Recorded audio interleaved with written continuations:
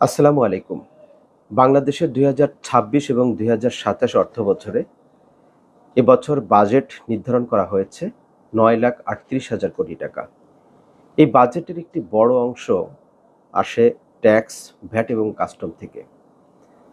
আমাদের যাদের tax identification number বা টিন নাম্বার রয়েছে, তারা আমরা ট্যাক্স রিটার্ন দাখিলের মাধ্যমে ট্যাক্স প্রদান করে থাকি।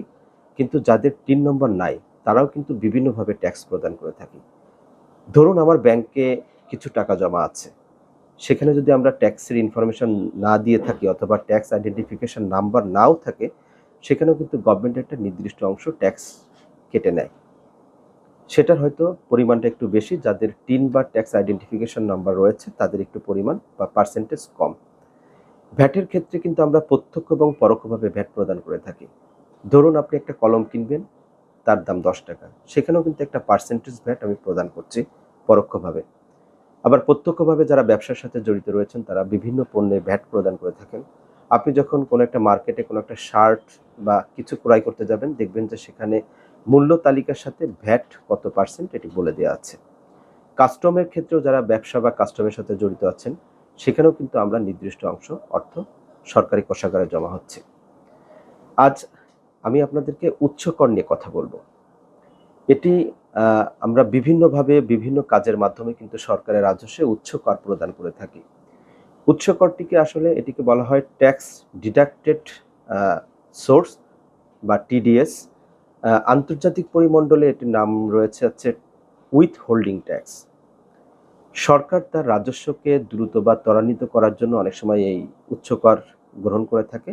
এটি এমন একটি ব্যবস্থা, অর্থাৎ কোনো একজন ব্যক্তির তার আয়ের উৎস থেকে বা যখন সে তার অর্থটি সংগ্রহ করতে যাচ্ছেন, তখন তার অর্থ থেকে নির্দিষ্ট একটি অংশ সরকারি কোষাগারের জন্য কেটে রাখা হয় এবং সেটি সরাসরি সরকারি কোষাগারে জমা হয়।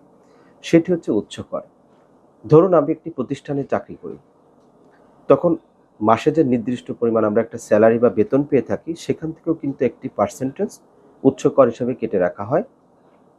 সরকারি কোনো দপ্তরে আপনি যদি কোনো বিল জমা দিতে যান অথবা কোনো যারা ঠিকাদারি প্রতিষ্ঠান রয়েছে যখন বিল সংগ্রহ করতে যান, সেখানেও কিন্তু উচ্চ কর হিসেবে একটি নির্দিষ্ট অংশ কেটে রাখা হয়।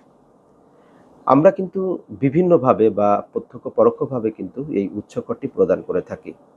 যারা আমদানি এবং রপ্তানির সাথে জড়িত, সেখানেও কিন্তু উচ্চ কর কেটে রাখা হচ্ছে। অনেক সময় আমরা যারা ডেভেলপার্স কোম্পানি বিল্ডিং বা আবাসিক ভবন তৈরি করি, সেখানেও কিন্তু একটা নির্দিষ্ট পরিমাণ উচ্চ কর জমা দেওয়া হয়। আমরা অনেকে জমি ক্রয় বিক্রয়ের সাথে জড়িত আছি বা আমার জমিটা আমি বিক্রয় করি, কোথাও থেকে আমি জমি ক্রয় করতে পারি, সেক্ষেত্রেও কিন্তু আমরা একটি নির্দিষ্ট অংশ উচ্চ কর হিসেবে প্রদান করে থাকি। আমরা এছাড়াও বিভিন্নভাবে কিন্তু বিভিন্ন জায়গায় বিভিন্ন কাজের মাধ্যমে এই যে নির্দিষ্ট অর্থ থেকে কিন্তু উচ্চ কর কেটে রাখা হয়। আমরা যে এই উচ্চ করটি দিয়ে থাকি, বর্তমান সরকার এই বাজেটের মাধ্যমে যাদের বাড়ি রয়েছে বা কোনো বাড়ি তার প্রতিষ্ঠানের কাছে বা যখন এটি ভাড়া দেওয়া হয়, সেখান থেকে কিন্তু ৫% উৎসসর কাটার সিদ্ধান্ত নিয়েছে।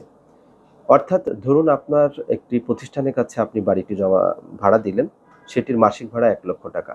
যখন তার কাছ থেকে ভাড়াটি সংগ্রহ করবেন, তখন ওই প্রতিষ্ঠানটি ৫% আকারে অর্থাৎ ৳৫,০০০ তিনি উচ্চ কর হিসেবে কেটে রাখবেন এবং এটি সরাসরি রাষ্ট্র কোষাগারে এটি জমা প্রদান করা হয়। সরকার মূলত এই উচ্চ করটি কেন আগেই সংগ্রহ করে থাকেন, সেটি হচ্ছে তার কাজকে দ্রুত কর কালেকশনের ক্ষেত্রে একটি দ্রুত বা ত্বরান্বিত করার জন্য এবং সবচেয়ে বড় যে বিষয়টি রয়েছে সেটি হচ্ছে যে আমরা যারা বিভিন্নভাবে কর ফাঁকি দেওয়ার চেষ্টা করি, এটিকে রোধ করার জন্য। তবে এক্ষেত্রে আমাদের একটি বিষয় খুব সচেতন থাকা উচিত।